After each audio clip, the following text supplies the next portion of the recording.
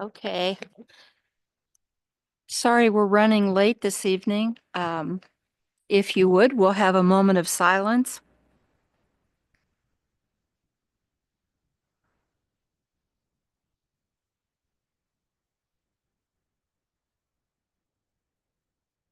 We'll now call the meeting to order, and if you would, stand to recite the Pledge of Allegiance.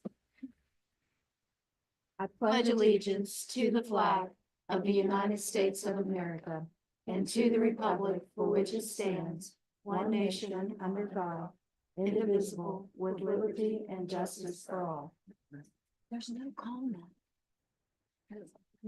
Mayor Harrison Edwards. Here. Councilwoman Sherry Rogers. Here. Councilman Stephen White. Here. Councilwoman Debbie Young. Here. Councilman Kirk Curtis. Here. City manager and finance manager Joe Solberg. Here. City attorney Brian Bailey. Here. Chief Mike Cozy. Here. Chief Jimmy Settle. Here. Building Code and Zoning Enforcement Officer Marty Lewis. Here. Street Commissioner Mike Starrett. Here. And Sanitary Director Dee Evans. Here. Do we have anyone signed under the visitors section?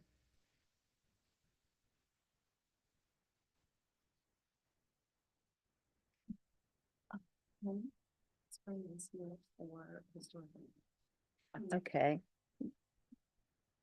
No. Okay. This evening we have with us Tristan, is that right?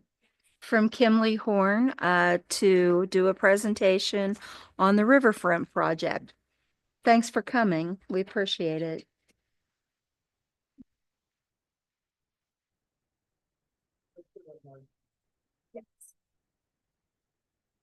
Thank you all for bearing with me. And then thank you very much to. Thank you so much for figuring out how to get it actually to display such that all of you are able to. And just check me, is the mic on? So I don't. Here's a button and Obviously, tech is not my specialty. All right. Okay, that sounds like it's on. Thank you very much for having me this evening. My name is Tristan Cleveland. I'm a landscape architect with Kimley Horn. We've been working with the City of Weston for the last few months about the Downtown Riverfront Master Plan. The intention of this master plan is to create a vision for the downtown area at large and specifically in the focus area of the riverfront, specifically to help guide the city's next steps towards the implementation using the HUD grant funding. So they wanted direction to be able to take, and we have some projects, but looking at large scale, long term, to be able to make sure that any work that's done is cohesive. So we started this process with public input. We had a series of stakeholder calls. Go to the next slide. Thank you, Joe. We had a series of stakeholder meetings as well as a public input meeting. I recognize some of you from that. Held on December 11th. We had 18 people attend. There were various interactive sticker boards as well as some image views to be able to give, trying to look for what people were wanting, what their priorities were, specifically for the downtown focus area along the riverfront. So some things that people said that they really liked were the scenic river views, the dam and the waterfall, the trail and boulders along the river. Some of these things that it's more like what they would like to have as opposed to what's there now. People like the idea of a relaxing riverfront series of spaces, canoe kayak launch, and a charming small town feel. How can the improvements on this riverfront area help the city of Weston at large? And then specific improvements people are looking for: expanded business and tourism opportunities, vibrant public spaces, enhanced river, enhanced river access and cleanup, and then strong downtown connectivity and a green and inviting atmosphere. People really liked all of the trees that were in the images, the stepped access to the river, depending on the flow levels. That way you'd be able to interact, fish, just play with the water, learn about the plants and the animals in a healthy river system. Next slide, please. We also asked people to prioritize what some of their wishes were. So the top amenity priorities were a river walk trail, increased access to the water, space for festivals and events, and then festival and events to then be programmed into that. Improved farmers market space. Definitely heard a lot of comments about that, especially shade and then electric access. And then canoe kayak launch. And part of the larger improvements to the general downtown area, we were asking about infrastructure and pedestrian also. So people were sharing what their top priorities were for that. So for infrastructure, the streetscape, shared use path, concerned about some aging utility infrastructure, historic character preservation, aging roadway, and then pedestrians, safety priorities, concern about sidewalks, repair, as well as new construction, intersection design, insufficient lighting, and then bike lanes and bike safety. So this gives us a good understanding for how to be able to apply within the more detailed concept plan, but as well as projects moving forward. What are some of the things that should be being looked for the types of improvements? And it might be, so one of the advantages of these master plans is that then it gives you an idea of what grants to be going after, or if there's funding that you come like, okay, like where should we be applying these improvements that would make the most difference? And so this master plan and the series of public input tempered within the city's overall master plan and goals for that sort of implementation. So the design, the exciting fun bit. So this next slide shows the overall study area. So that was the downtown historic Main Avenue area, as well as then the riverfront coming across. And this is more of a long-term visioning, identifying potential projects going through here, not a detailed site design. All of this just, hey, these would be some cool things to be able to have for best practices, and then a more detailed plan would be needed in the future. Some feasibility studies, going after some grants also. So you can see shaded in purple is where the focus riverfront area is. And you can see that dashed red line for the whole study area that we were looking at. So I'll focus on within the study area on the next slide, but don't change yet, Joe. On the next slide that we have the rendered plan. But for this one, I want to highlight that downtown improvements. So pedestrian, streetscape, as well as safety, traffic timing improvements. The improved access to the river along extending trails, extending greenways north and south out of Weston along the West Fork, and then continuing to armor and protect the sewer lines. They are exposed right now. Within the study area, we're recommending part of that riverfront access of having a trail as you are armoring the sewer lines. You could potentially put a trail on top of that. So continuing that practice north and south along the river, a couple of different greenway and trail connections coming out of that central area over to the senior center and then into the downtown district. And then eventually with the idea of that greenway coming in, so all the way on the left side of this image, excuse me, that, oh, it's got the key slightly wrong. So all the way on the left side, so on the old rail bed, so connecting that rail trestle over to that community on Kitson Street. So a greenway there connecting all the way down up to where the new bridge is just almost finished completion. And so then eventually even further. It's part of a long range vision of a greenway 40 plus miles going up and down. So this would be potentially, but again, feasibility studies would be needed for that, just having this idea of potential improvements within the downtown Weston area. So within that focus area, the next slide.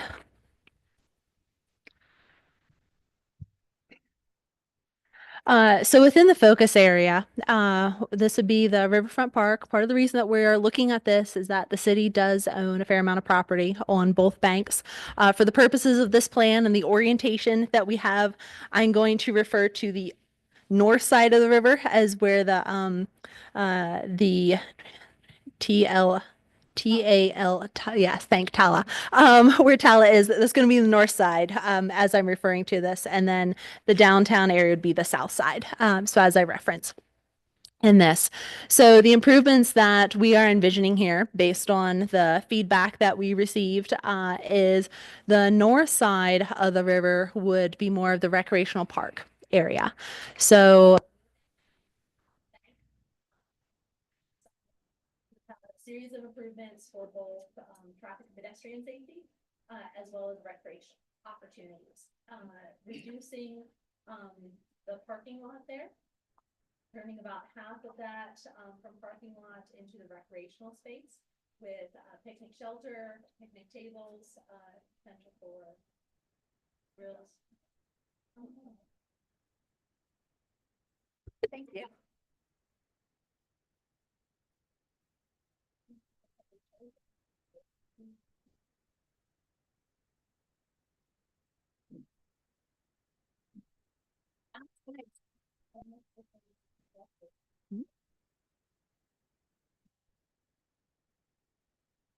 All right. Should be able to work better now. Okay. So, oh yeah, I can definitely hear that now. All right. So on the north side, so still be parking there, but reducing the parking to be able to open up the space for recreation. So having picnic shelter, picnic tables, potential for grills in there, benches overlooking, having a playground going into that space, and then also a greenway trail. So this would be wide 8 to 10 foot paved shared use path that would be running along the top of the bank. All this work would be happening from top of bank, so kind of where it already is flat towards the road. More trees being planted along here to be able to create that shade, that riverine aspect. Working with the tree commission, the planting commission on the selection of the trees top of bank, and then also the river section. Another item that I want to point out here is the improvements at Second Street and River Ave coming in.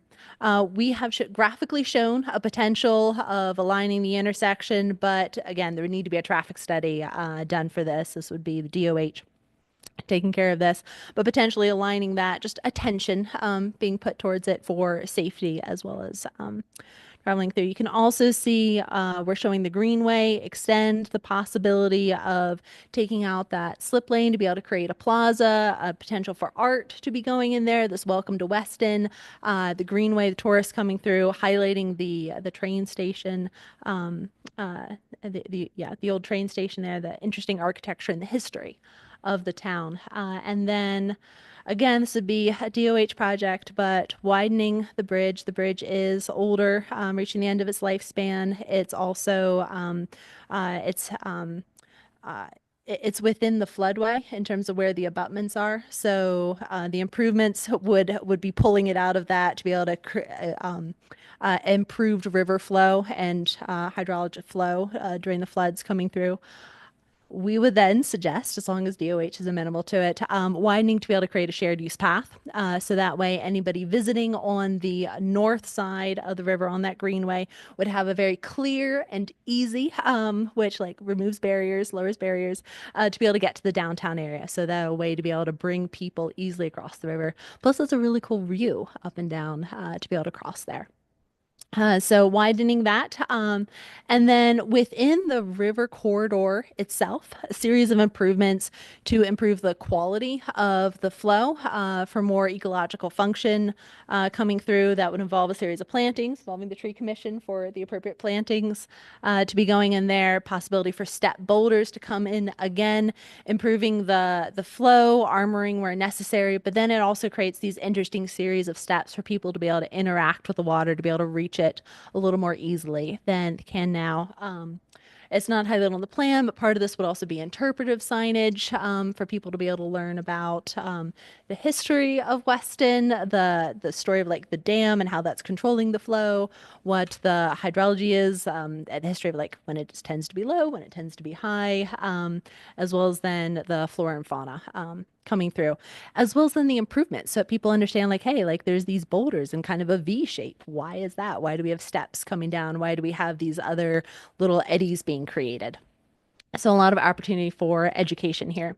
Also on that although on that north side, we'd be having an improved canoe kayak launch for people to be able to access, and then a little portage around the dam. So that way, then when people are coming down the river and they don't want to go through the chute, which we're also recommending going through for anybody who wants to have a little bit more of a whitewater experience, but then also portage around the edge come through. And with this one, we looked at the flows and just the rates of flows wasn't appropriate for a whitewater course, but this could be very appropriate for tubing for families, and then especially in coordination with Stonewall Jackson Dam of when they are allowing a release. So that way, then if there's like a specific event, if there's a kayak day, like Kayak Weston, to be able to have coordinate that flow and to be able to have that come on. So that's part of the festivals and events and the programming that you could be doing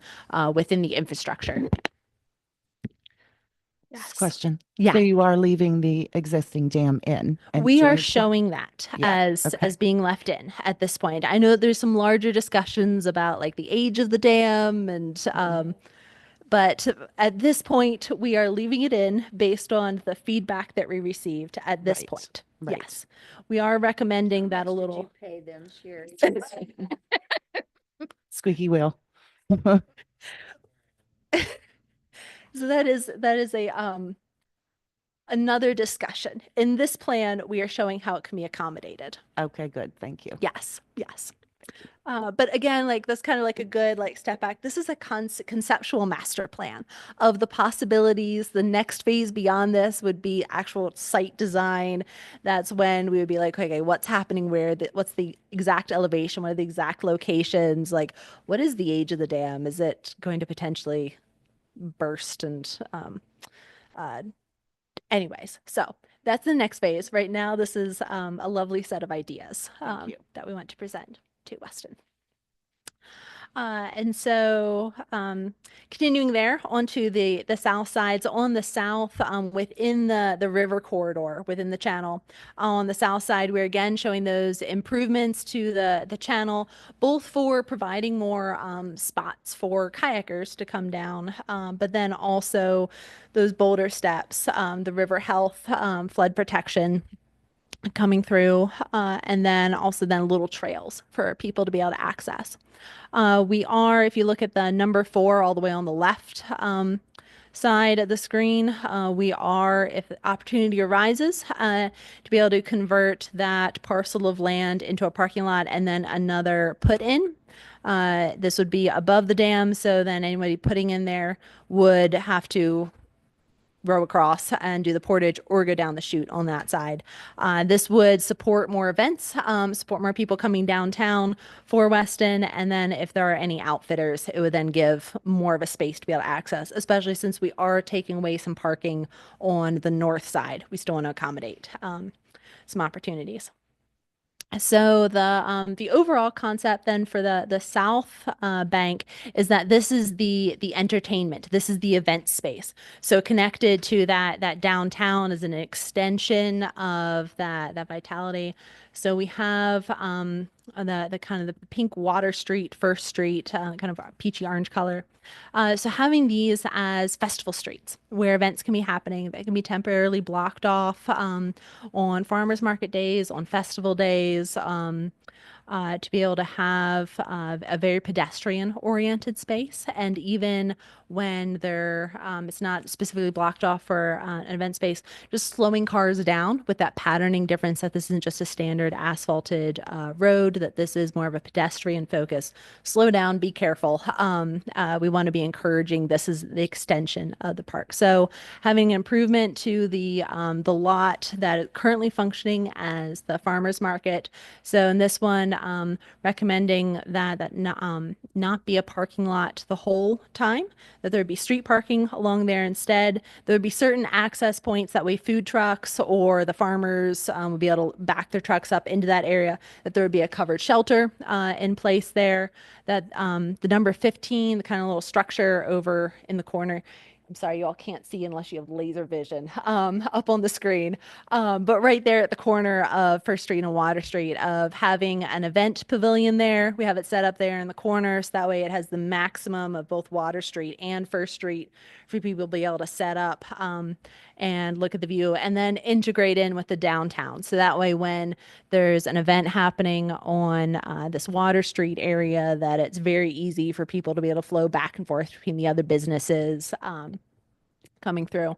And then just general improvements of those sidewalks, the curb ramps, crosswalks for the safety in this area, as well as just providing better access to this destination space. Our next slide. So this, oh, this is just kind of a zoom in area. Momentarily pause. So, so you can see all, so that First Street, Water Street, you can see it kind of angled, then a series of little trails coming in. We are also actually can't see it on this slide, but then at the Second Street and Water Street corner, again on the other side of that bridge, creating another little plaza there for this entrance to the waterfront park, another space for art to be able to come in. This is another one of those gateways to Weston. I know when the students did their work on this, they're like, "Oh, the glass," and say some really cool ideas. So like, as a sort of tower, the kaleidoscope, stained glass coming through. It could be a art. There's always lots of fun options for art. So we've identified a couple of locations in this plan that are very visible, that can be gateways for both the trail use and then people walking and driving through Weston. And then if we switch to the next slide, we have a couple of renderings sections. So if you were to cut a slice from top of bank all the way across. So on the left-hand side is the south bank, right-hand side is the north bank. So you can see section AA is going through the farmers market. We have a couple little overlooks as part of that, additional spaces where a little band might be able to set up or people to be able to look over the bank. The bridge would remain. You can see those potential improvements to the riverway of the boulders being added, different benches for the different plant communities, as well as just better water quality.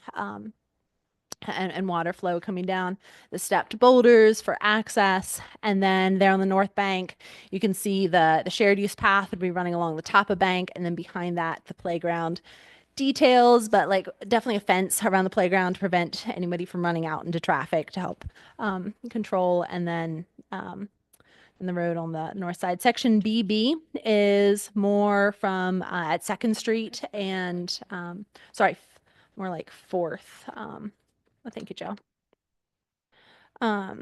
So further downstream than Second Street. So this is where the not where the Riverfront Park is, but where it'd be armoring the utilities in there to protect them from scour, and then the potential to be able to add in a river walk. It might ideally we'd be able to get 8 feet in there, which is the narrowest, so you could have a shared use path, but it does get pretty steep through there, and then we don't want to be building into the river channel too much, because then we restrict the flow, which is bad for flooding. So we would have to look, that might be a variable width going through, but the idea of continuing that path downstream. Is there any questions on the design before I move into potential phasing? Yes. So, seven weirs, bowl, and stuff, all are zero rise in the flood, right? Ideally, but that's where a feasibility study and the hydrology study would have to go in. So we would have to, if we're adding anything into that existing channel, we would have to then be taking away into the bank or pushing the top of bank further back. So that way then we don't restrict the flow.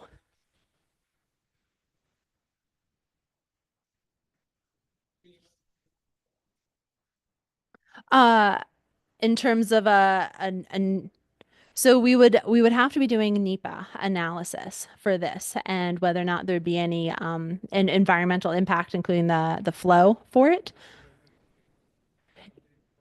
So the maps aren't always updated when a project, if we can show that there is a no rise situation, then we would not need to update. And we always aim for a no rise situation because otherwise you have to redo the maps, which is a more extended and expensive process. Yes, yes. So we don't have a design yet, so I can't guarantee anything. But we always aim for a no rise, and then the maps don't have to be updated. Any other questions on the design so far?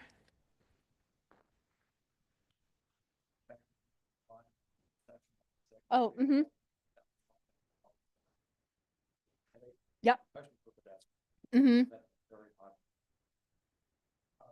Just to mention, I had a meeting with Department of Highways a couple of years ago about unrelated issues, and I happen to know that the West Second Street Bridge is up for review probably. That's great. So that would be something moving forward. So Mm-hmm. there were concerns that it's a historic bridge with a certain amount of character to it, Mm-hmm. and there was going to go through the historic preservation process with the state. So there was like that balance. Do we want to replace it with a modern one or rehabilitate the old one? And then of course there's the middle ground to replace it with something, but still might retain some of that sport. Mm-hmm. So I just wanted to throw that out to you. So Yes. And that is, so some of these projects that we have in there, like the intersection realignment, the bridge, this isn't directly under the control of the city. It is the Department of Highways, ultimately. But then if you can be nudging, based on these design considerations. one point to that, it is in state order that the DOH is supposed to be working with municipalities on their traffic patterns and whatever they have. So That is certainly a best practice. that needs to be stressed. Mm-hmm. Stressed. Yes, thank you. So that is all those designs. Those are a lot of wonderful designs that we very much want Weston to be able to implement. But practically, what are the first steps? What is the phase one for this? So if you'd be able to switch to the next slide, Joe. So we've identified here, outlined in purple, certain key projects that would be able to be implemented as a phase one project. All of these projects were very high priority for the public, for the stakeholders, and they are also all top of bank. We are not going into the river. That keeps things a lot simpler. It does not trigger any of the questions of rise or any flow questions. I mean, it is certainly an important thing, but once you open that can of worms, it's a very large can of worms. So while we definitely recommend, we were looking with the current grant that the city has and what could be accomplished with that grant. So we have identified on the north bank that much of the parking lot would be removed to be able to then put in picnic space and a playground. And then to be able to create that greenway top of bank. Right now, it would just be within the city-owned land, but then have the potential to be extending further on as a next phase project.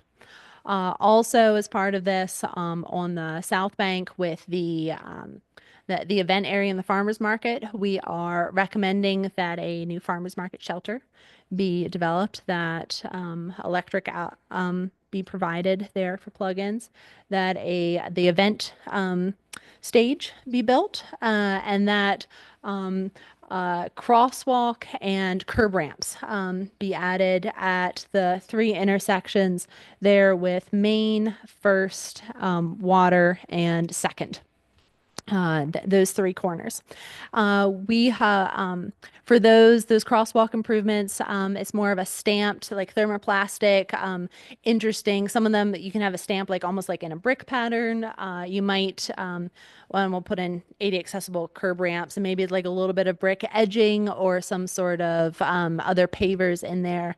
So a little bit of those details and very specific locations.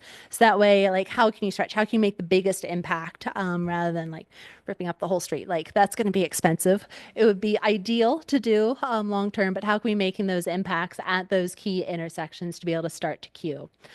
So we have also an estimate of order of magnitude opinion of probable cost, and then identify certain places where city crews. That was something that Nate had asked about very early on the process of, is there potential for the city crews to be working on this? We've identified, it depends on what sort of like very specific skills the city crew has, but there's a lot of opportunities for, I mean, with the demolition, with the laying new asphalt, pouring new curb ramps, that the city crews could be doing this. There are also opportunities for additional grants to be brought into this. Specifically, playgrounds is one that a lot of playground manufacturers will partner with towns to be able to offer very discounted playground equipment. And then the city crews, I understand they're already installing one playground.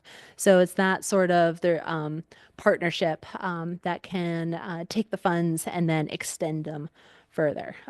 So the next step would be the detailed construction plans for these areas to be able to then give that direction for what exactly the materials are, what is needed. But we've identified these as the high priority that would be, we believe, to be achievable within those funds. I have a Yes. question. I don't know. Did you guys realize that we already have electricity at the Water Street parking lot for like food trucks and such? No, I didn't. Okay, Thank you. we do. It had come, yes, no, We that, have utility towers, actually. okay, The street okay, that's great, department yeah. installed those. Okay. Was that a recent installation? Mike, when was that? Okay, maybe that was when we were first talking, like it hadn't been installed yet, because it was something that we were asked about, so I included it.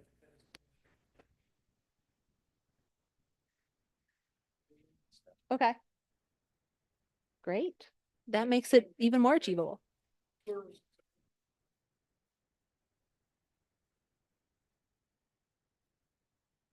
Okay, great. Sounds like you guys are well set up and definitely already thinking towards the future. So that is, so any questions?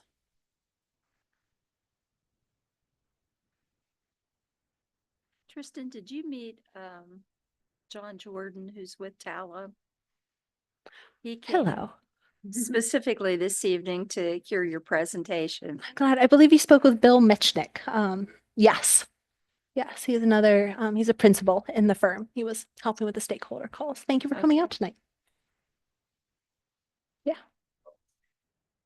Yeah. Well, hopefully it'll foster a lot of more visitors coming in who will want to do everything that they can while they're in Weston.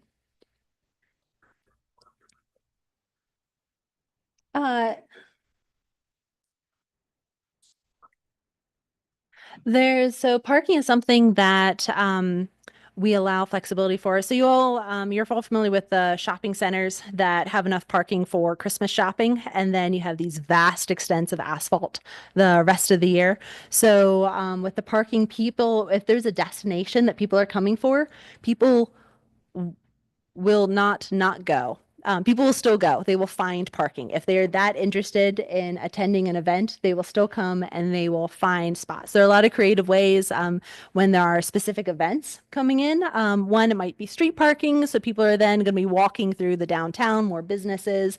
And if there's a specific large event, sometimes towns will do shuttles, like the high school parking lots used, and there'll be some shuttle buses. So we want to make sure that there is space for the amenities. Like if it would just be parking lot, kind of like what it is now, and very little actual recreational space. So we still left a fair amount of parking. I mean, about half the parking is still there, but that additional recreational space is highly valued as compared to the 20 or so parking spaces that were taken out.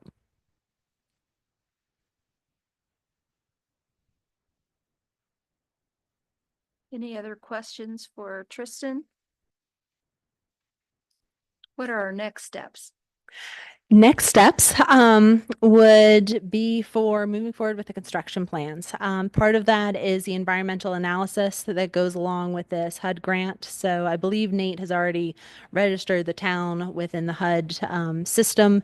It has to be the town as the holder of the grant who then starts that process. And then we are on board for continuing through onto the next step for those construction documents. Well, first, the NEPA environmental analysis. Before you can really do anything in here, you need to know, like, we don't want to design something like, oh, it turns out that there is some sort of historic site and like where we designed the parking lot is on top of these ruins. And I don't think that there are any ruins in here, but we want to know about that before. So the next step would be that desktop environmental review, NEPA level analysis, and then we're able to move through with the 30% plans that would then be reviewed at the full level for finding of any significant impact.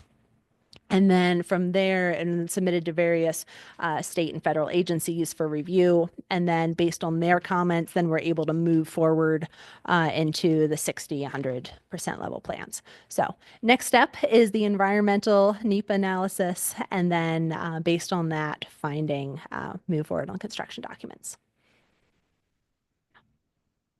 Joe, do you know did Nate register us? Do you know if that has been accomplished? I am 85% certain the answer is yes. He and I talk a lot about this and the other big project we have going on at the Columbia Club. And I can't tell you everything he's told me over the last couple of weeks, but I do think he's registered. Double check that. I will. And I guess I'll just add just for the narrative, Tristan, I think you spoke well to this, but I'm going to reiterate it just for the folks at home that, one, we're very grateful to Hubcap. Hubcap is an organization that provided a grant that paid for these services from Kimley Horn. And that two, Kimley Horn has broken down a master plan that phases the project into 3 phases and that we already have secured grant funding to complete phase 1. So when do we move dirt? I think that's the bottom line. Yeah. When do we move dirt? I think it sounds like we can be starting this summer. Isn't that's kind of the timeline Nate gave me, was that by August we should be making the first steps. Do you agree with that, Tristan? We would need to do the environmental review first. Right. And then the 30% plans. So it might be more like this winter, ideally, before we'd be able to start that. Okay. Yes. Yes. Okay. Being noted. I'm just curious, is there any opportunity in the future where we'll see a side elevation of what this development might look like if you're looking from Talon to the city or from towards Talon as opposed to annual? We That you'll be providing at some point. we could include that if that's an illustration that the city would find helpful of a view that way. The section views, the cut throughs, we were trying to give the impression, like, because there is the elevation change through there, what does that mean between? My But, only thought was, you have Talon, which pretty much Mhm. commands that space. Mhm. certain tone. Yep. And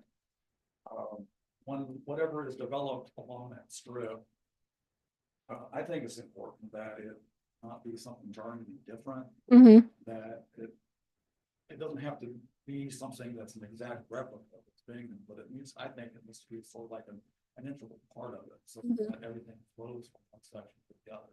Yeah. And that's just something that I'm having, and I kind of agree with. I'm having a hard time seeing what that's gonna look like. Mhm. That's all. Yeah. No, I understand. Actually, Joe, would you be able to flip back a couple of sides to the really zoomed in area? It'd be slide 6, I believe. Okay. Yeah. So you can see we've kept the north bank much more recreational, much more green in there. So you can see that we've added 2 lines of trees. one along the road and then one behind the trail. So there's going to be quite a lot of trees that you end up seeing. We've also aligned the a pedestrian access in line with Tala's central stairs. That way then it connects that aspect leading down into the river. It's slightly offset from the bridge. So that's why those two kind of peachy squares are there because it's a slightly offset. So we're picturing those as some larger plazas connecting into that landmark destination. Yes, those little gray things going down the riverbank are rocks, boulders, big rocks. And so those would not be visible from Tala looking towards Weston because they'd be below the bank level. But the plazas would be, the two plazas. The plazas, but they're flat. So it's not, so it's really the vertical items that you would see the most from Tala. So the picnic shelter, you would see that. And that, yes, that's the little, thank you, Joe. Yes, that's that item. And so that's one where the materials, the design of it could be a nod. It's also when you're doing connection with historic architecture of not making it look like you're trying to replicate it. So it might be a difference in material that's complementary. Maybe it's the same color tone, maybe it's a complementary color tone. So there's definitely some details for then what the experience would be when you're in that at site.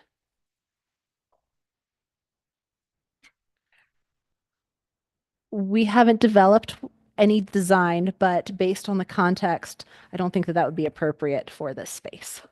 Yeah, yeah, yeah, That area also is in a part of the historic area, yes. Hmm. which is zoned as such. Yes. It has to go with what your lighting scheme might. Hmm. might have.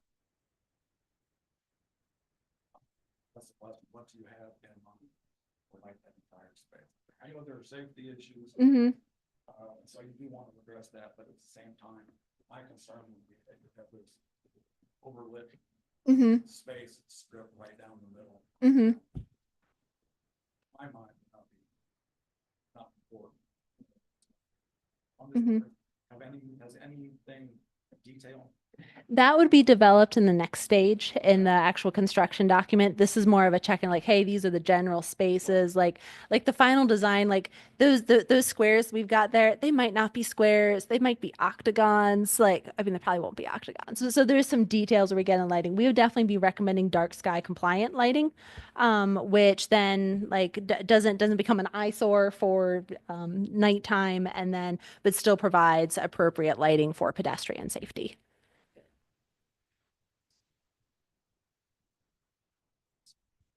That would be part of the design concept review when we're working with the city on the approved plans. Okay, are you sure?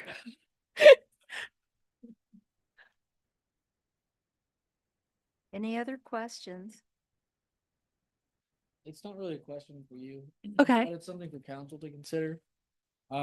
If you look at where the police station is situated and where this park's gonna be, it's gonna be small children. And there's a siren at the police station. And I know I live, just a few doors down from the police station. When it goes off, my kids are running inside. So that's something we need to consider in the future.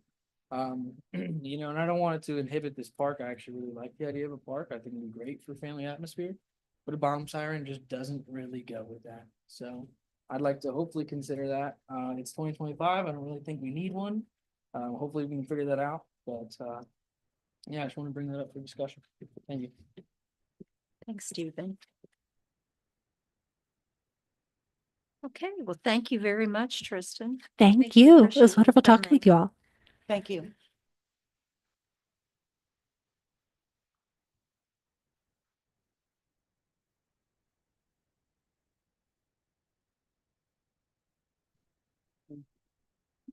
Well, you still have it. Parking time. Yeah. Okay, next, you have the minutes from the regular session, special and work sessions. I'll entertain a motion to accept. I move to accept. If you'll I'll write sec- your email address in the It's back. been moved Rather and than others keep second. saying them. Any discussion? I said All you in could- favor, say aye. Aye. Opposed? Motion carries. Okay, next, reports of city boards, commissions, cemetery board's next meeting Tuesday, April 15th. Historic Landmarks Commission, Thursday, April 10th at 6 PM. Planning Commission. I think our next meeting is before the city meeting day, if I'm not. Okay, Oh, historic landmark spring is here to give the report. She wanted to give an update. oh, Historic okay, I landmark. thought she wanted to for Arts Council. No, historic landmarks, that's fine. Well, I will back up. If you'd like to come up, Spring. This is just a quick recap of what I do have. My name is Spring Hull, in case you don't know. I'm also your new Cultural Center Director, but I'm still a board member for the Arts Council of Weston. The Cultural Center is still in a holding pattern, waiting to match funding for grants so we can get started renovation. We're all pretty much aware of that.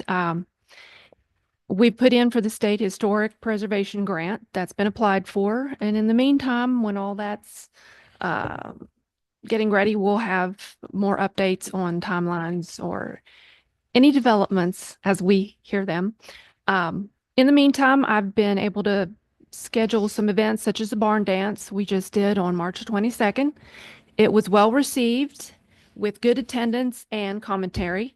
We intend to do it again in the fall or earlier, depending on how things and events flow for us. Any questions about the Cultural Center can be emailed to me directly, springdhull@gmail.com. The Arts Council of Weston, I'll say a little bit about that. It's continuing to grow, and our community outreach programs are starting to support small businesses more. We co-host events and market together. So we're doing a lot of that. We're continually acquiring new art partners in addition to our ever faithful St. Paul's West Hall. To highlight this collaboration we're doing, we want to look real quick at our Yarnest Fiber Art Program, which is going on right now at West Hall. Therefore, I'll be jetting out as soon as this is done. This is a relaxing social gathering promoting creative hobbies. We have demonstrated quilting, rug hooking, creature crochet, ornamental stitching, and more. We have the local talent to teach anything that we want to do. It's all here. We sometimes meet at West Hall. If we can't meet at West Hall, we meet at Sweet Espresso. If we can't meet there, we meet at Hart House. We are trying to bounce around and keep all these spaces active. Whatever works best for us. Our Rising Star program was created by the Scarlet Art Lab and Sweet Espresso. That is poetry night. It's growing every time we do it, and it now happens every third Saturday as of April 1st. The Arts Council of Weston will be co-hosting and basically taking over that program. Tracy Probst and Sarah Alstott of Sweet Espresso will be scheduling those events. And again, those are well attended. Recent guests, poets, were Professor Devin McNamara of Wesleyan, Torley Bush, an upcoming young West Virginia poet, Professor Jonathan Minton of Glenville State, and April is Poetry Month, and we are highlighting Professor Doug Van Gundy of Wesleyan and Vince Trimboli, also of Wesleyan. So we're drawing in a higher caliber of poet, but we are retaining our ability to have amateur night where people will come in and read local work done by local people right here. So this all began with the idea of a general poetry night and has developed into academic and amateur night. So that's good. In general news, just quick recap on that. We have huge support from our Weston Democrat journalist, Trevor Pinkovich. He has contacted us time and again trying to generate information and get people to know about these things before and after they happen. We continue to promote local musicians like Bo McMillian at Sweet Espresso. We're having a little bit of open mic nights. Um, the Guild, we want to support that business that has replaced Ember Arts in a similar style by marketing support and redirection of those looking for something wonderful to do on a daily basis with a standard schedule. So we can tell them this is going to be open at this hours around what we already do is the Arts Council. Um, so there's just one more. And we collaborate with the Central West Virginia Heart House. They've become an essential part of the Arts Council in the idea that we have a new headquarters. We will be using that space for events and create space, which is like studio space, art creation events, classes, and a lot more. One more note for our board. We have voted in Tracy Probst as president. Some of these may need to be confirmed yet, but this is what occurred at the last meeting. I am still interim secretary. Thomas Newbro continues as treasurer. Liz Macbeth holds vice president. And we have voted to appoint Tom Holler as general board member. He also has the involvement with the Hart House. In all, our objective this year is to grow events, support artists, musicians, and local business in Weston so we don't have to leave Weston to find creativity and entertainment. So that's what I've got. And if it's okay with you guys, I will go attend the rest of my event. I thought I was going to escape. No, I'm sorry. I know you're hurry. It's okay. On the poetry, have you contacted any of the English teachers at the high school, primarily Doug Suckman? Yes, we have. That has been handled by several different members. Like I said, Tracy Probst and Sarah Allstott are handling a lot of that, and they have direct connections to them. It's just a matter of getting them scheduled to bring them in. And once we get the students coming in, we want to give them an opportunity to have extra credit if they Because I know, participate. The poetry out loud, it's very Mhm. popular. Yes. The second thing with the arts, have you contacted the art teachers at the high school in terms of that? Yes, we have, and we try to promote what they're already doing, and they're very busy with a lot of their schedules. So we want to set up ways that we can collaborate and have events with them, maybe pop-up events, or just highlight what they're already doing at the high school because they do have little mini gallery events when they have like a band event. They will also have pottery and different things there. But you don't often see writers and poets in the hallway speaking. So we cover that with poetry night. That was my two things. And the other thing is this is more directed to council and administration. On the cultural center, I think we still need to stick with community with that cultural and community center. Because people were asking me again about the Columbia Club, and I said, well, it's going to be used for community events. And they said, okay, they're more apt as a buy-in, not to, overshadow the cultural part, but I still think it needs to be cultural and community center. I can speak to a little bit to that. We will be focusing on community events in the sense that we want to pull in everything that is Weston's history, and that will sew together the cultural and the community. It will become the same thing. I know, but Interchangeable. To better sell for that building is to add community. And that's just speaking with people in the community. Mm-hmm. Okay. Well, that helps us narrow down how we promote. Any other questions for me? Well, I expressed that also to the council. I expressed that several. Yes, you have since inception.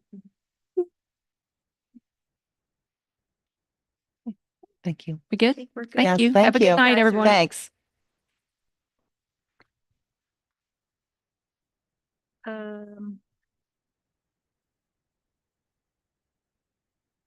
Thank you, Kim. Thank you. Sure. Board of Parks and Rec, no meeting scheduled. Lewis County EDA, Wednesday, April 23rd at 5. The Tree Commission, next meeting Thursday, April 24th at 3. 16th.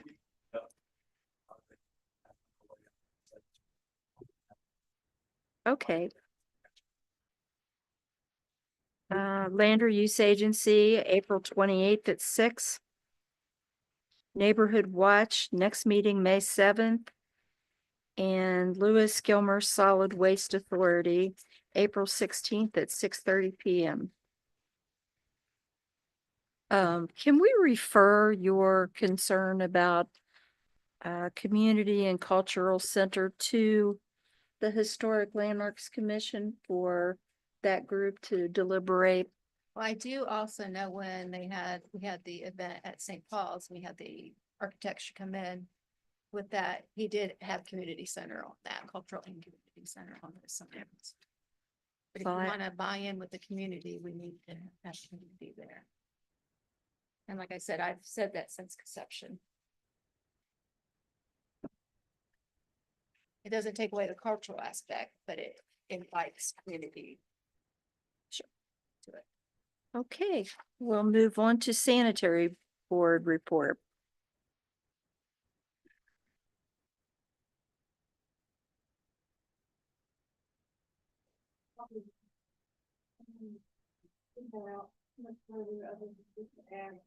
A few things, it's been a really, really busy sanitary board. Some of the things in addition to the report that you guys have, we received a resignation from our electrician and pump employee this month.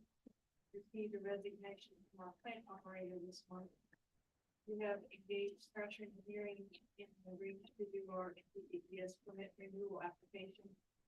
And it's almost out, it's we'll be submitting that one thing this week to be in the advertising for a class 3 wastewater treatment plant operator, if you don't have any more of this, putting in my letter. Assisted with interviews with employees that will work with the sanitary board and the city of Weston. I assisted with responding to the EPA for our biannual report to them that was submitted this past Friday.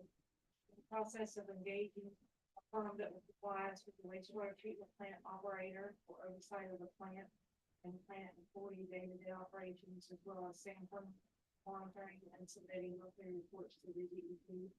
And we'll be talking about that in our special session of the Western Sanitary Board tomorrow evening.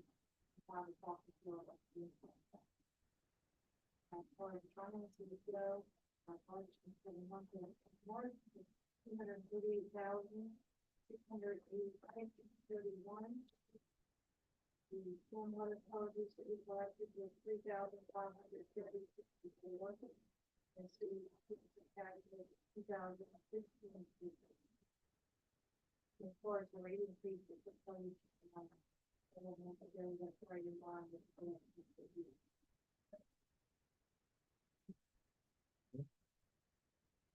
Questions for Dee? Thank you, Dee. Thank you. Okay, next, finance. All right. So there's a few reports in your packet, and then there's a few reports missing from your packet. So I'll speak to that first. Lynx, who is our IT contracted IT group, was in the building today, helping us finish up some of the final steps of having moved the sanitary board over to the municipal building, which is getting the phone systems operable. And in that process, they've restarted our server. And when that happened, we have not since then had access to QuickBooks. So they're working on getting that repaired, and they're hoping to get it repaired early tomorrow morning. But in the process of that, as I was running the latest, most up-to-date reports for the day, I didn't get all of them ran before I lost access to them. So my apologies for that. Couple of important things that I'll just draw your attention to, though, is that municipal fees continue to come in at the rate that we were hoping. You remember this has been something I've been watching very closely because we move the due dates around, and that continues to come in as we needed it to. So that is good news. One other thing to remind you of and draw your attention to is that state code says that the city council will lay the levy on the third Tuesday. I'm sorry, the third Tuesday in April, which means a week from tomorrow now. We need to have a meeting where we say we're keeping the levy the same. We're not changing taxes. So you'll receive more information about that soon. And I suspect that that will not be the only item on the agenda, that we will have other additional items on that agenda as well. So if you flip to page 33 of your packet, that shows the vacant structure fees last month. Let's see. Oh, and then other IT problems in the building today.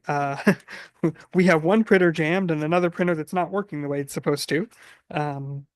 So we had some printing errors too, which is why we did not have packets available for all the members of the administration. So I'm sorry about that. But on page 33, you see that we've collected $1,650 in vacant structure fees last month. So it's my recommendation that council would move that to the vacant structures fund. I submit. Second. It's been moved in second. All in favor, say aye. Aye. Opposed? Motion carries. Okay, and then on page 34 starts the expense detail report. Those are all the expenditures made in this last month. And that continues, I think, through page 41. You need a motion to approve? Yes, please. I move to approve. It's been moved in second. Any discussion? All in favor, say aye. Aye. Opposed? Motion carries. All right, so then the next thing there on page 42 is a quotation for a repair of our jetterback truck. You see it costs just over $13,000. This was something that I brought to your attention in last special session, and said I'm probably going to need to move on this and ask you later for forgiveness. And that's what I'm here to do. This is something that we can pay half out of sewer and half out of general fund. But that still means that we need an authorization for $6,764.60. Sewer or cents. stormwater, Joe? Where's Mike? Sewer, right? We're doing half sewer. I'm sorry. Jetterback. I thought we was doing third. Oh, a third. I thought. D, is that right? we never I'm had sorry. Third on each. Okay, I'm sorry, we're doing a third on each. So 1/3 stormwater, 1/3 sewage, and And 1/3 1/3 general city. fund. Yeah. Yep. Should be under the threshold. Well, but what's going to end up happening with the stormwater portion is we're going to cut it from general fund and then seek reimbursement later, because that's what we do with all the stormwater stuff. So 2/3, the immediate thing that's going to happen is it's going to be paid from general fund.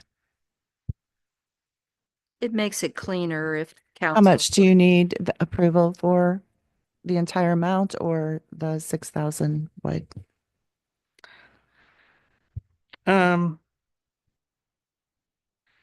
hang on, if we're doing 2/3.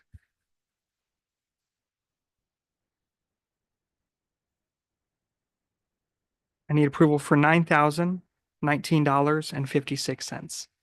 And of course, half of that will be reimbursed later in the year. I'll move to approve.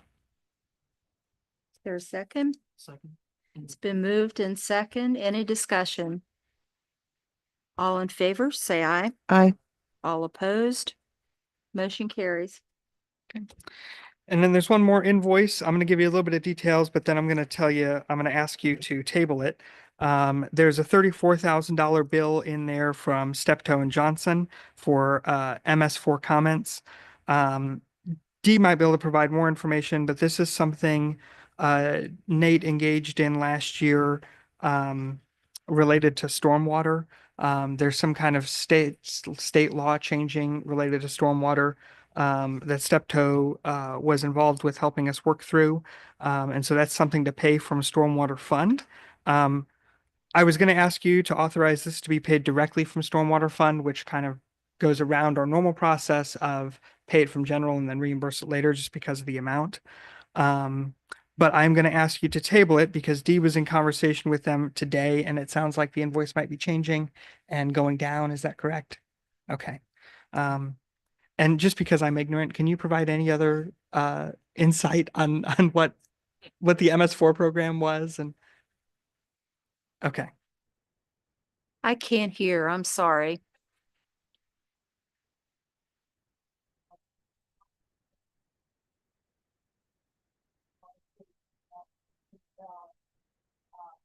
Not actually come and for that municipality this year.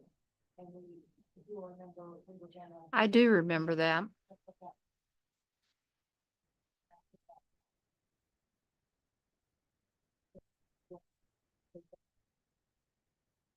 want all of that in the for that, and reporting that out, what is and what we want to. Okay, yeah, so it will be divided up whenever, okay. That was gonna be my question, that's all legal counsel fees or? Yeah. They are, but only a portion of that is related to the letter that they drafted for us.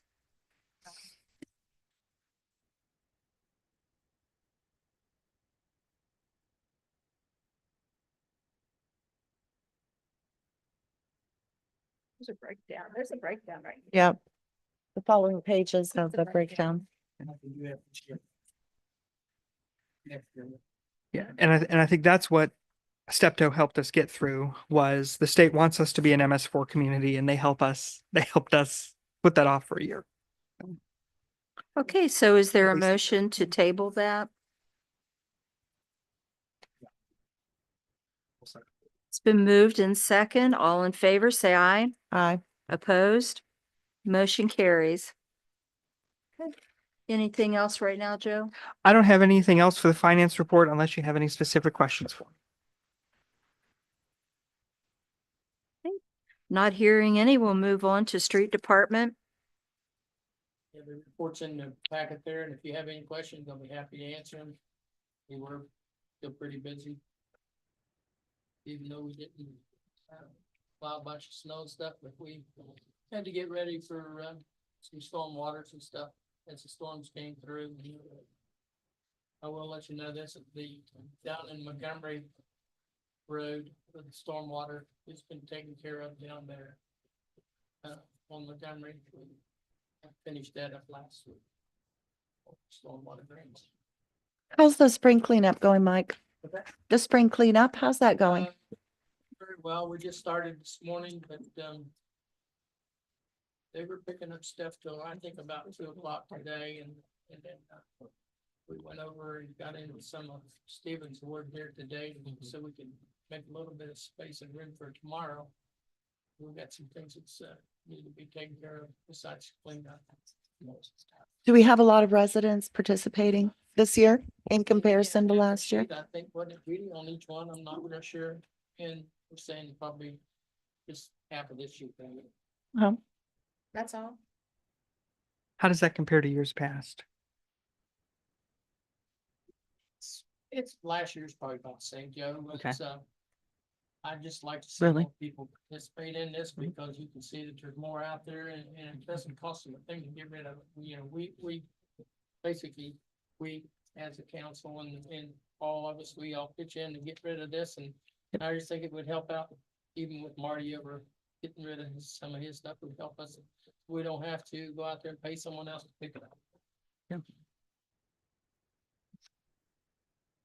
But we're still getting phone calls to add to the list.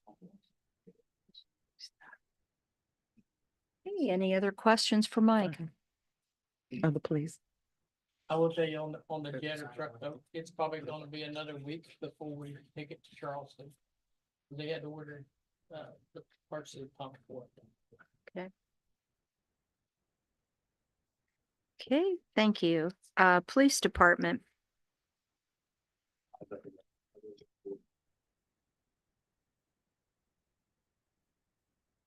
Wes, I do have a question. okay, And this, I think, was brought up, and I was going to question you this after the last meeting.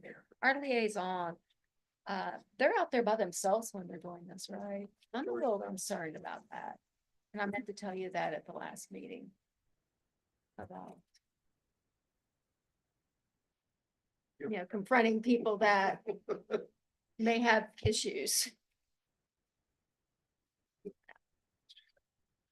is she able to take an officer along with her on, pardon?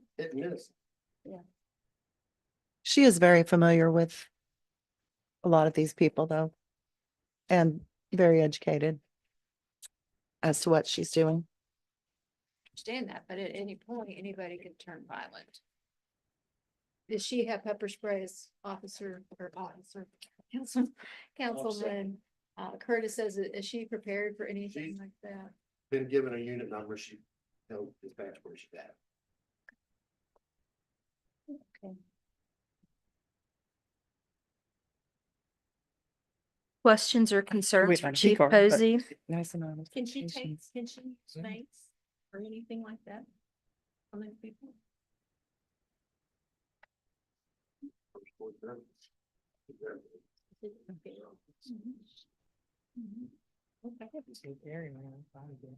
All right, thank you. Fire Department. Been a busy couple of weeks for us. We'll deal with the House bill, it's in the legislative, so keep an eye on it. How are things coming along with the non-emergency medical? I'm waiting on it. There's it's in your packet tonight. Okay, My part's done. all righty. Jimmy was not waiting around. Questions for Chief Settle? Thank you.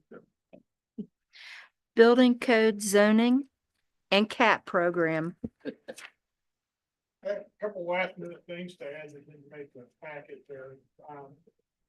Out of the 10 demos that we have out right now, 4 of them are down. So we got 6 more to go. We've been a little further ahead this week, but the weather didn't help us out a whole lot. Light rain's perfect, so keep the dust down. Get heavier rain, it makes it awful tough. And then, unrelated to building and zoning, but, I got notification today, I was told that our archway for Arnold Cemetery is done at the powder coaters. They're gonna pick it up tomorrow and bring it back. So as soon as the weather permits, then we get the volunteers together, we can go and install it. That'll be nice. I think it's gonna work really good.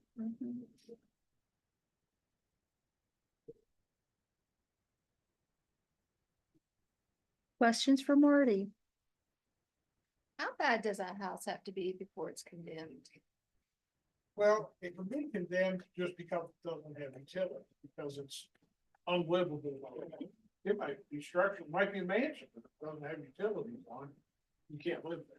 What if one, it's pretty much unlivable and people are living in it? If it's unlivable, it's condemned, then it says right on there, they're not allowed to be living there. And that's when I usually get with Chief Posey, and we go out and chase somebody off if we catch them in that situation. They can't get it back. I think she's referring to houses that should be condemned. The owners are living in the houses. We get a little bit of a sticky wicket sometimes, and I've talked with Brian about this a lot. Sometimes we get a place where, for example, I know a person that very, very, very limited income, the house isn't good at all. And if you go and displace them, where they have nowhere to go. But what do you do in that situation, you know? It's a tough call. It's a tough call, but what if the whole back roof of the house is imploded into the house, pretty much? That's still livable? If there's a safety issue that is gonna come down, then, yeah, we did that on some other properties, and again, so you have to leave, and in fact, we had to take the wall down there to get a couple of them to go. Send me an email with the specific. Okay. Well, I think I've talked it over with Chief and Chief there Okay. on that.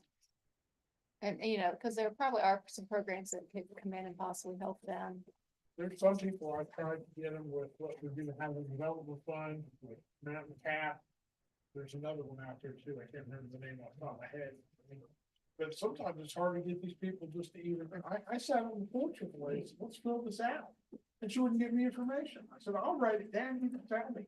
And she wouldn't even give me the information.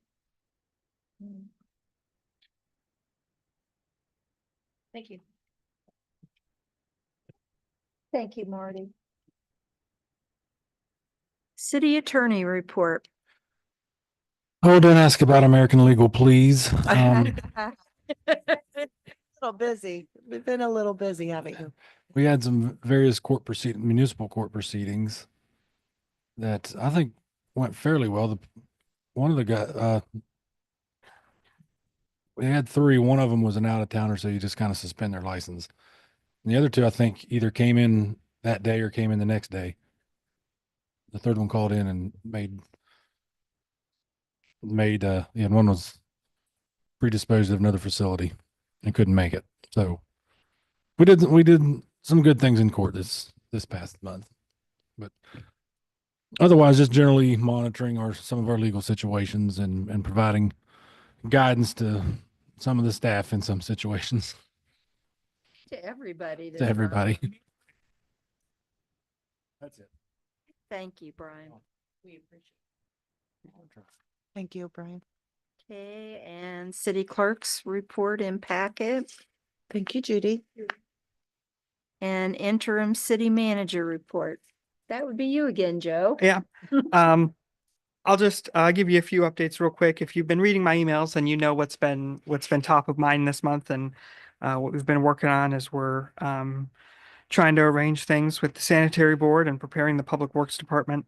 Um, one thing that I'll add, just to sort of give you all a heads up, representative for Congressman Riley Moore stopped by the city building this week, or last week, I'm sorry, just to talk about the congressionally directed spending process. The Congress has not reached the point in its budget planning for them to really start those negotiations, but they anticipate that they might reach that very soon. And so what he was kind of stopping by to say was, when it comes to requesting congressionally directed spending, requesting earmarks, we think that window for West Virginia's Congress and Senate people will open up soon-ish, and that it will be open for a very short window of time. He said some congressmen from other states have already opened it, just with the anticipation that they would need it eventually. Our congresspeople are waiting until they have more information before they open it. But as a result, they're saying we're gonna have like a 7-day window. Um, and this relates to things further down on the agenda, other grants and things. But when that opens up, I'm probably going to try to get some requests in for the city. It's going to be a very short window of time, so I'm not going to have a chance to run that by you all for final approval and for clarification and things. A couple of things that are top of my mind right now. We just had presented to us a 3-phase plan for Riverfront. We have enough pending for phase 1. So I think it makes sense to go back to the table and request funding for phase 2. I've talked to the sanitary director about some improvements to our sewer system that could be made that aren't extensions of the line, but improvements to the existing infrastructure that we have. I think those would be good things. But then I just wanted to invite council to say, be in conversation with me about the requests you'd like to see made. Because it sounds like when that window opens, I'm going to be acting rogue to get anything done. So be in conversation with me before then, and hopefully I don't do anything that's too far off track from your will. And I think that's all I have in particular right now. And then as we get into some of this business, I'll give more specific updates about those things, unless you have any. Oh, one other update I'll give you is I told you in an email over the weekend that I have been holding the code enforcement officer back from assigning any kind of a corrective order to an issue that we have downtown. I was giving folks till the end of the weekend to show good faith effort in that direction. I drove by just on my way here to this meeting, and I haven't seen any good faith effort. So I'm going to get together with Marty in the morning, and we're going to talk about assigning a corrective order. So, Okay. Thank you. any questions for me in particular? Thank you, Joe. I'll entertain a motion to approve all of the department reports. I'll second. It's been moved in second. Any discussion? All in favor, say aye. Opposed? Motion carries. Moving on to old business, consideration of handbook policy update on conflict of interest. Yeah, so Brian and I met with Susan Deniker via Zoom and talked about this update. And I'm going to have to fall on my sword here because she provided changes to that update that I did not provide to Judy. So they are not in your packet and you have not seen them. But I'll let Brian give his perspective too. But I would sum up Susan's response as generally to move forward with it, but she wanted to add language that specifically points to any and all findings by the West Virginia Ethics Commission.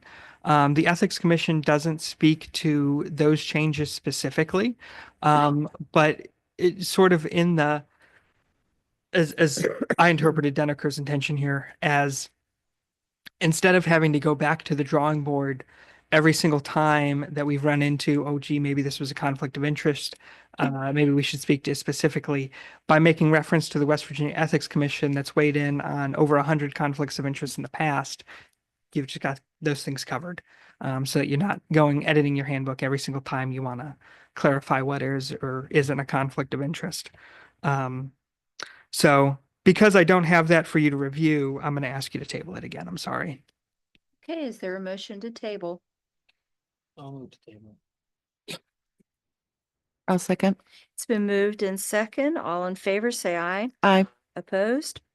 The ayes have it. Next, consideration of ordinance 2025-03, creating a Department of Public Works. All right, so we've been in conversation about this one via email and in executive session and different ways for a while now. This, Yeah.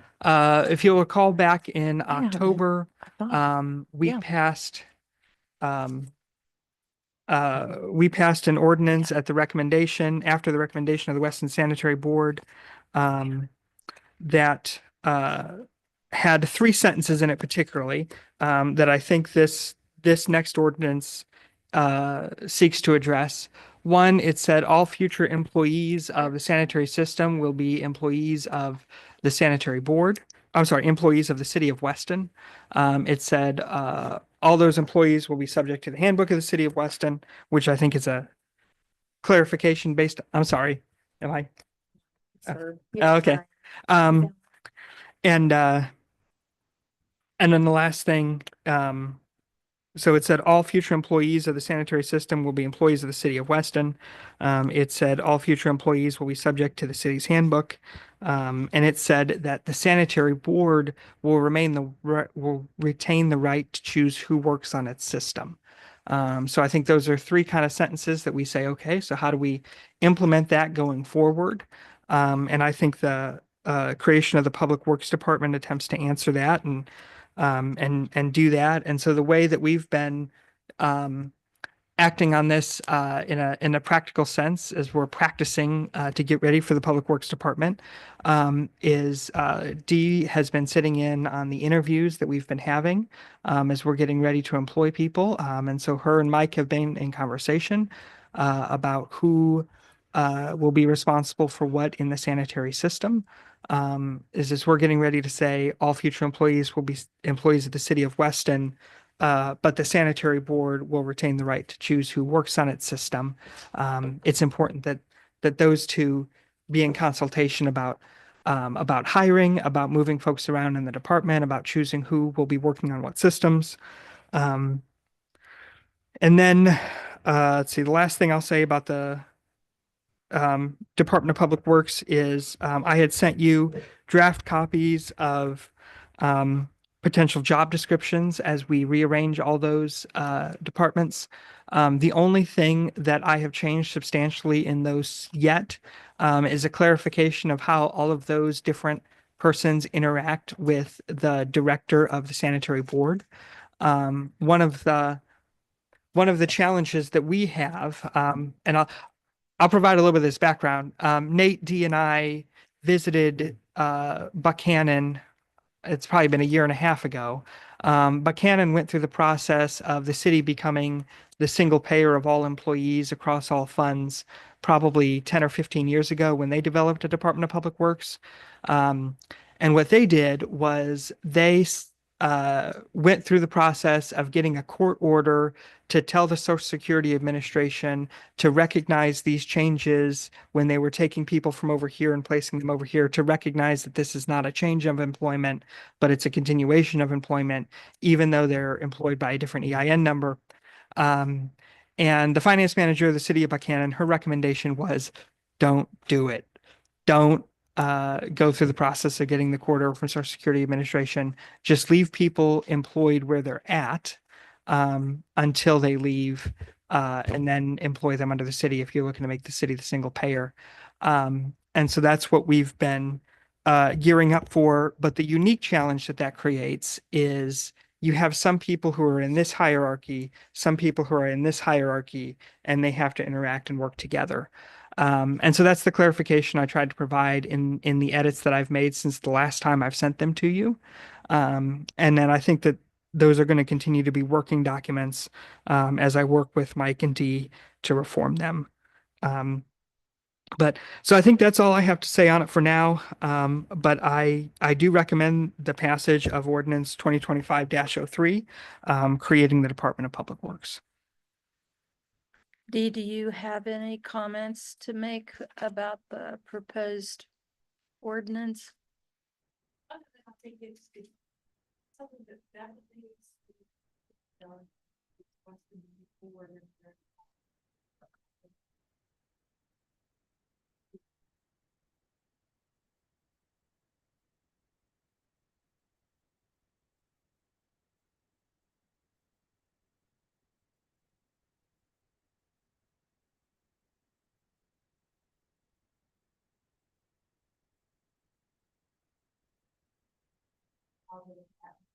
atmosphere and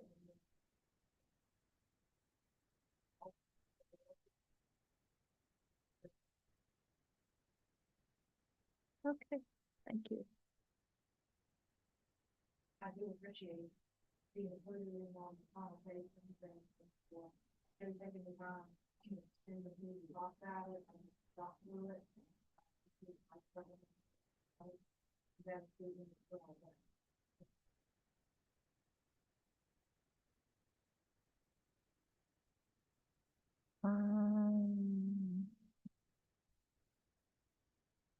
Would council like to make a motion to have the first reading of ordinance 2025-03 by title only?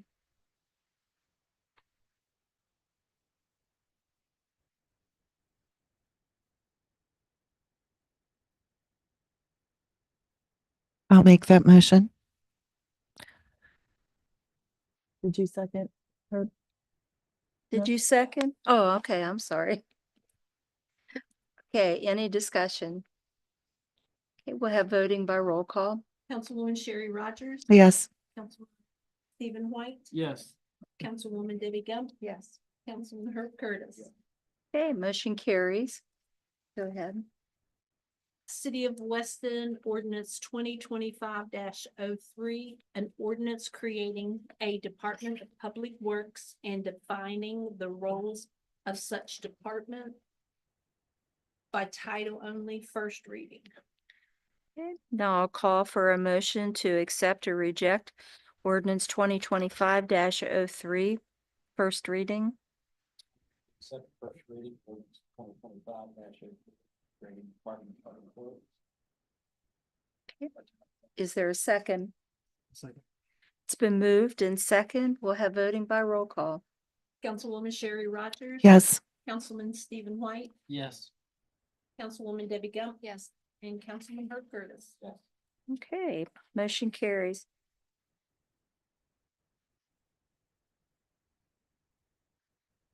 Next, consideration of comprehensive plan.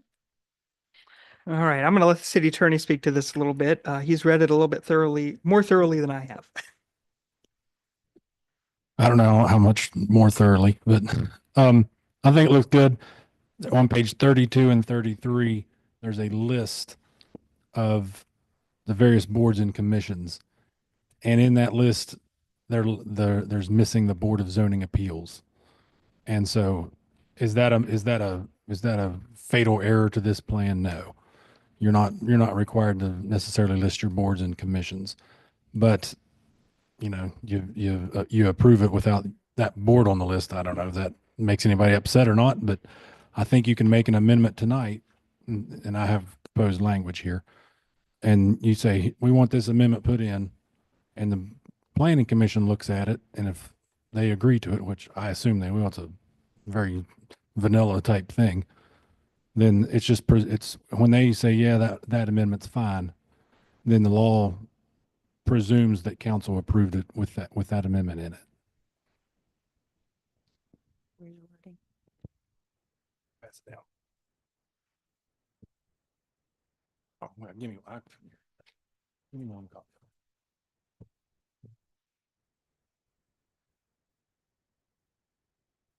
Thank you. No, there's just this one small one.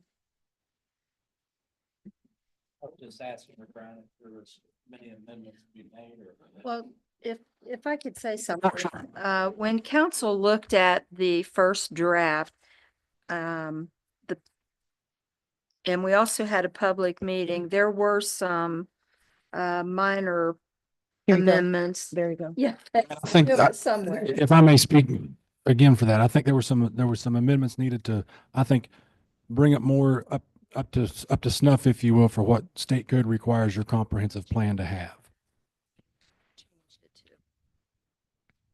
And this, while this proposed amendment is, or while listing your boards and commissions is not necessarily a requirement of state code, this is just more like a, do you want to include the BZA on the list of all the other boards? That's the final.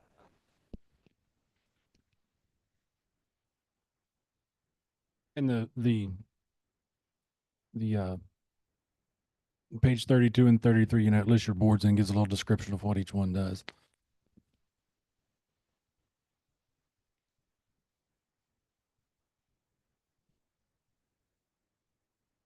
But I think procedurally, if you read this tonight as reading number one of the comprehensive plan ordinance, and you send that amendment to the planning commission, and the planning commission says, yeah, that's great, then it's just like you've just had the first reading. It's presumed, that amendment is presumed to have been in this first reading. So at this time, I'll entertain a motion And that's to have the first reading of with the amendment or without the amendment? with With With the the amendment. Okay. of the city comprehensive plan. I'll make that motion. It's been moved in second. Any discussion? We'll have voting by roll call. Excuse me. Thank you. Woman Sherry Rogers. Yes. Councilman Stephen White. Yes. Councilwoman Debbie Gump. Yes. Councilman Herb Curtis. Yes. Okay, motion carries. With the amendment. Yeah. Yes. the Proposed amendment. And do you have a copy of that?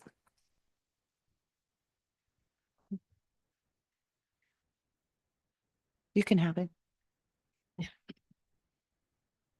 It'll be in my next packet.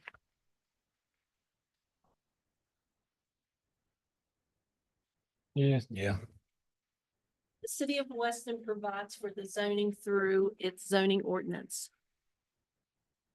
The city's Board of Zoning Appeals hears any issues related to zoning that the zoning ordinance allows the board to hear, including but not limited to conditional use permits, variances, and appeals from decisions of the Weston zoning officer.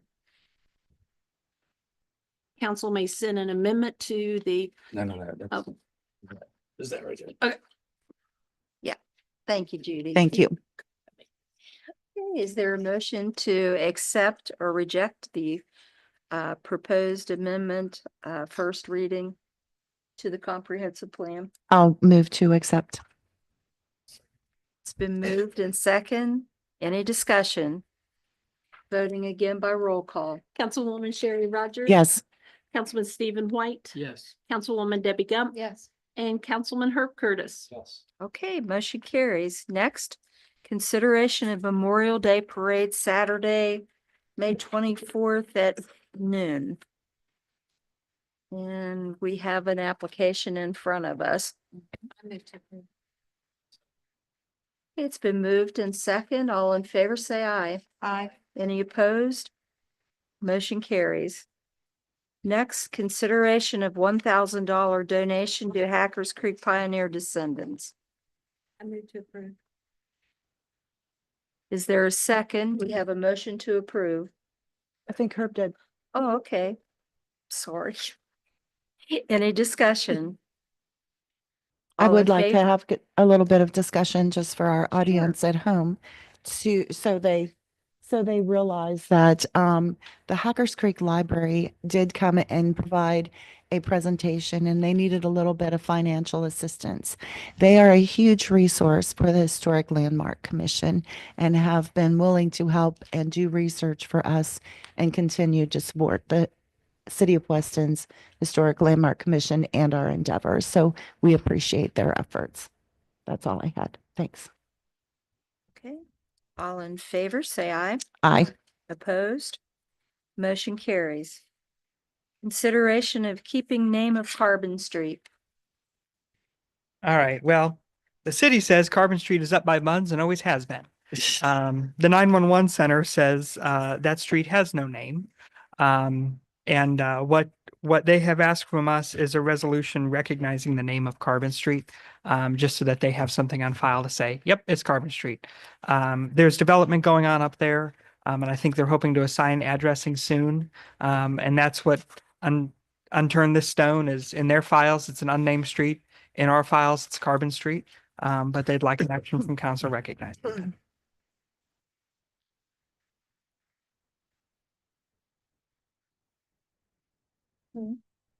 You need an emotion or a I resolution? think just a resolution, is that?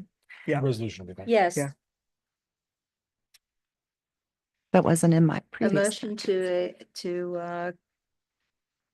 accept the name that the city has on record for Carbon Street. I'll move to accept. I'll second that one. It's been moved in second. Any discussion? All in favor, say aye. Aye. Opposed? Motion carries. Next, consideration of SHPO grant for the Columbia Club. All right, so a copy of that grant is in your packet. Saw That that. is something Spring Hall, who spoke to you earlier, she spoke about this. The deadline for this grant was March 31st. And we threw it on Spring's plate in without a whole lot of lead time. And she pulled off a grant application, I think, probably in less than a week, and submitted it on the 31st. It does have a grant, it does have a match requirement with it.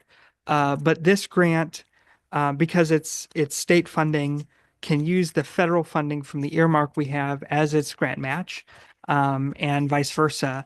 If we are awarded this grant, we can use it as the match towards the Columbia Club. I think we requested $200,000. If we were awarded that whole amount, and we are allowed to continue to use the money we already spent as toward part of our match, we will almost completely cover the match that we're required to have now on the earmark. So I think this is really great news. I'm sorry that it wasn't prepared in the right timeline to bring it to you beforehand. But I hope that you'll approve the application that's in there. Because this, if approved, this would be the thing that gets us out of the hot water for the Cultural and Community Center. Thank you.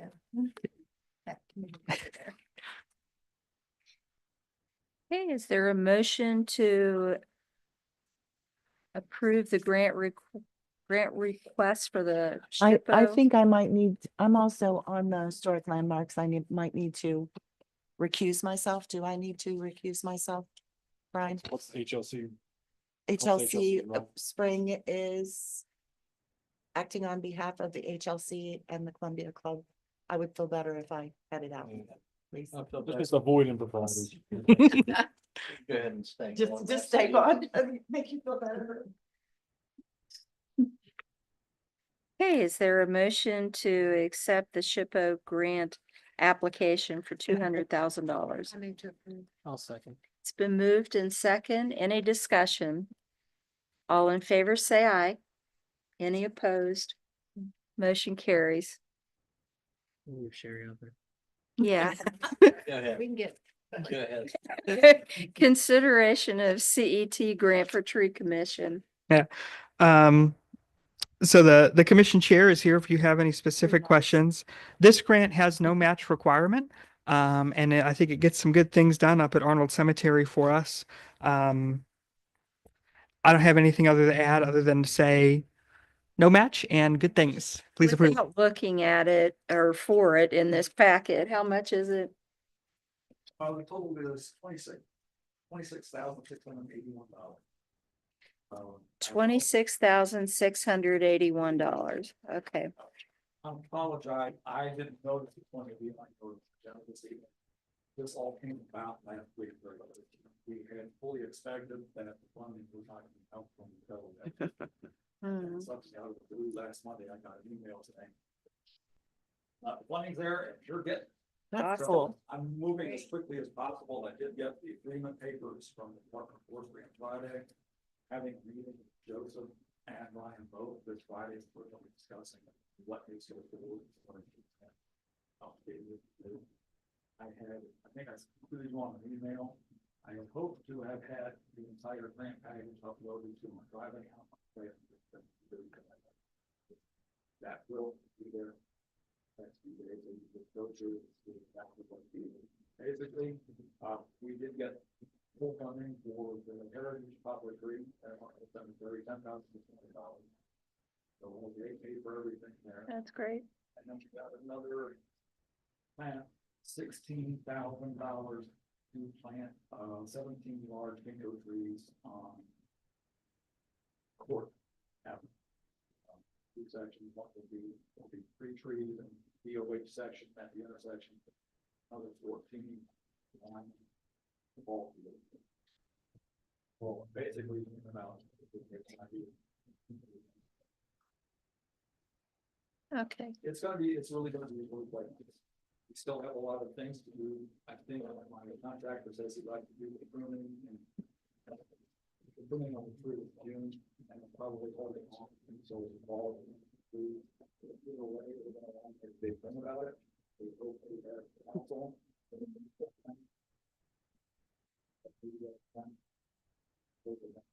Okay. Thank you, Robert.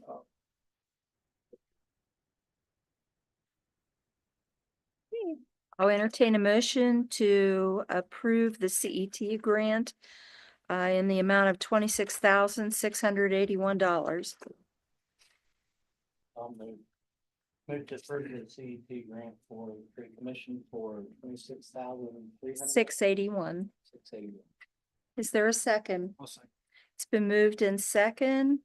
All in favor, say aye. Aye. Opposed? Motion carries.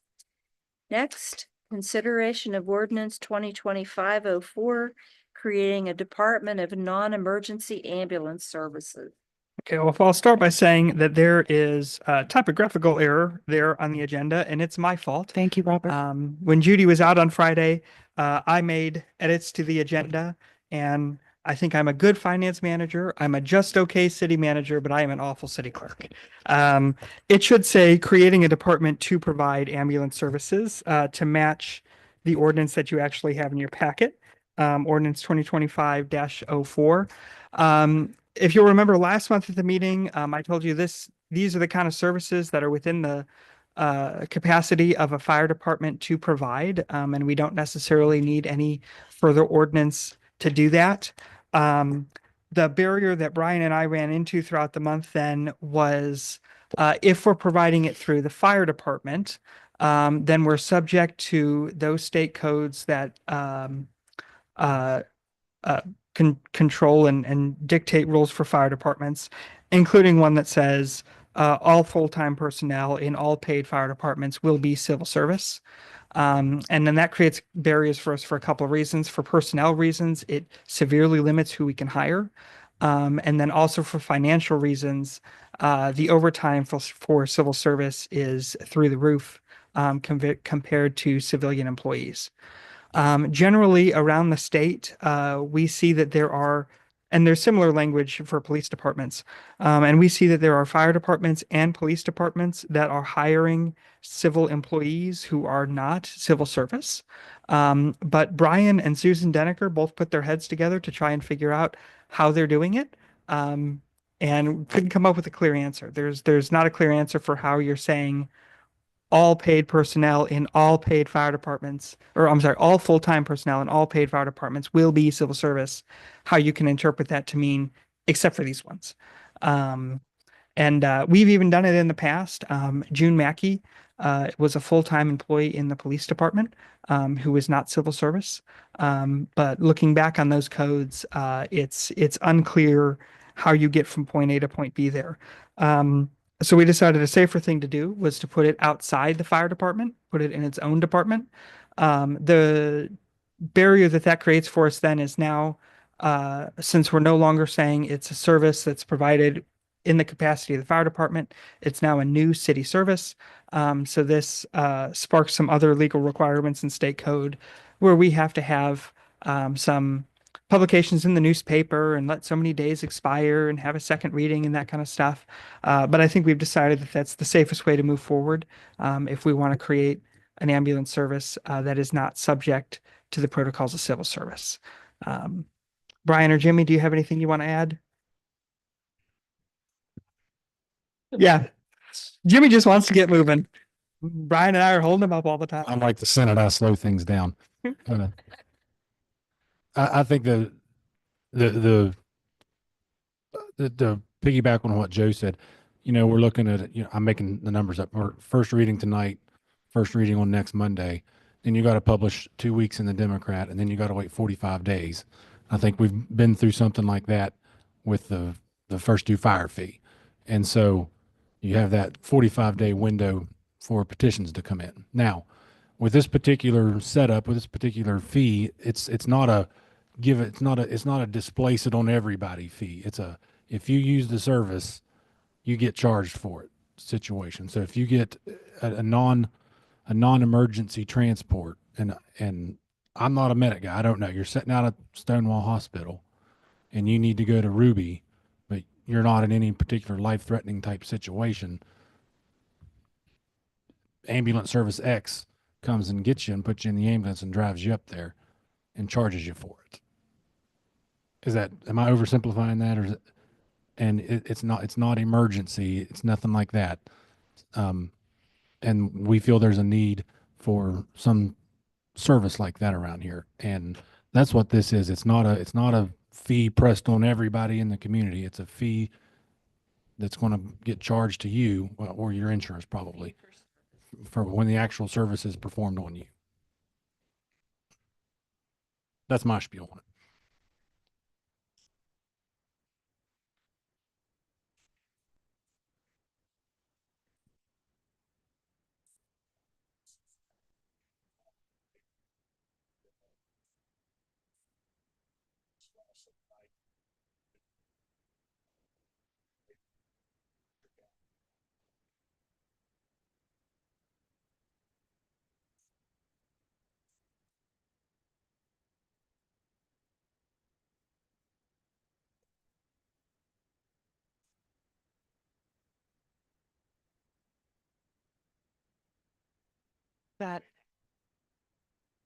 That happened a few times this winter when the roads were bad too, with a lot of accidents. Times we can't back them up, there's a lot of times we probably can't. So that's why we decided, went away from the non-emergency transports, rewrote the ordinance to suffice both.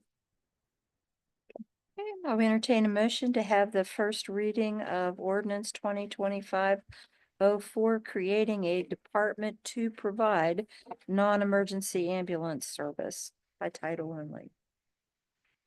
He just said it's not just non-emergency, so it would need to be slashed, right? Changed it. Look, page 196, if you'll. Yep. I'll move to have the first reading of ordinance 2025-04 by title only. It's been moved and second. Any discussion? We'll have voting by roll call. Councilwoman Councilwoman Sherry Rogers, Yes. Councilman Stephen White, Councilwoman Debbie Gump, Yes. Councilman Herb Curtis. Motion carries. City of Weston ordinance 2025-04, an ordinance creating a new city department to provide ambulance service. First reading by title only. Yeah, we entertain a motion to accept or reject the first reading of ordinance 2025-04. I move to accept the first reading of ordinance 2504. Okay, it's been moved in second. We'll have voting again by roll call. Councilwoman Sherry Rogers. Yes. Councilman Stephen White. Yes. Councilwoman Debbie Gump. Yes. And Councilman Herb Curtis. Okay, great. Motion carries. Thank you. Yep. Next, reports of city council. I wanted to mention the city meeting day on the 24th at 6 p.m. at West Hall. And tomorrow, Ray Smith wanted me to remind everyone it's the dedication for the William F. Bill Rowan 911 Emergency Operations Center at 11 a.m. At their new facility. And then later in the month, I think it's Tuesday, the 21st, 22nd. 22nd, Uh-huh. the water project groundbreaking. Yes. Okay, thank you, Sherry. You're welcome. At it's some pull off in Walkersville. It won't Just be look for Ray. on Oil Creek Road. Won't be hard to find. When I see him, do I have to slow down? Yes, that's it. He'll be wearing his Superman outfit. Okay, Sherry, word one. Joe, he'll have a FYI, he'll have a shovel in his hand. First of all, I'd like to thank all of our employees and thank you for coming. We have an AmeriCorps employee here. Thanks for coming tonight to our city meeting to help support us. Also, the boards and commissions that it's all volunteer and those people work really hard. I appreciate their work as well. I did want to mention that a couple of things through historic landmarks. Our facade grant is open and we can email you the applications or you can pick them up at the city building and that is good. The deadline is April 30th. So those have to be turned in by April 30th. And also in the past, we've had meetings to help the community complete their grant applications and we really didn't have any participation. So we're doing that a little differently. If someone needs help, if whomever is answering the phone at the city building wants to give them my number, I'll help them complete their application or Becca will help them complete their application. So we'll give them some one-on-one attention. But once again, April 30th. And the last week of the month, we will be planting flowers downtown. Once again, I will have the assistance of Teresa and Gotti Hover and Barb Milhoff and the Lewis County High School FFA group. And anyone else who would like to help us. Thank you. You're up, Steve. I just want to say thank you to everybody. As usual. I know Mike and Marty, you guys have been busy in my ward. Again, as usual. Mike, I actually noticed the potholes were filled. I never noticed that stuff. I apologize, but I did notice it this time. But you know, I think thus far we're doing pretty well. And we're looking forward to that new police officer. Hopefully, right? In the academy still. Yeah. So we're looking forward to that. But that's everything from Ward 2. Thank you, Stephen. Word three. Take it back on. I would like to thank all the people in Weston who are participating in the cleanup. It's a great time free for you guys to get rid of all your junk. I know my husband's putting out a lot of junk as we I hope. I hope. He'll blame it on being my junk, by the way. But it's a great opportunity to get our community clean and looking nice for the spring. I also encourage people in Ward 3 to apply for the facade grant. This could be if you're painting, if you're going to pressure wash your house, things like that.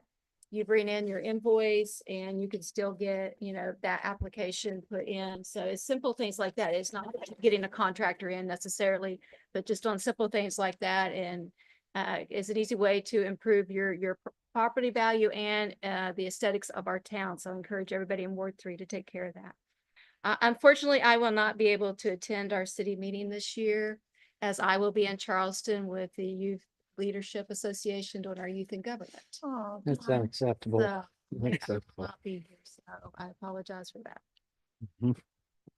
That's an unexcused absence.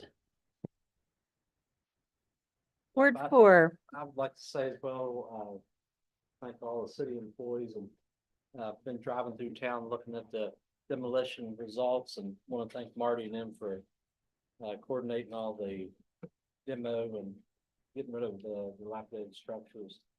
And as for the cleanup, I have many tires that I could donate to that. cleanup. Yeah, right. But other than that, everything seems to be going pretty smooth and look forward to more positive results. And so with that, I move to adjourn. Is there a second? All in favor, say aye. Aye. Motion carries. Thank you all very much. Oh, yeah. They just come in at one time. 10 minutes.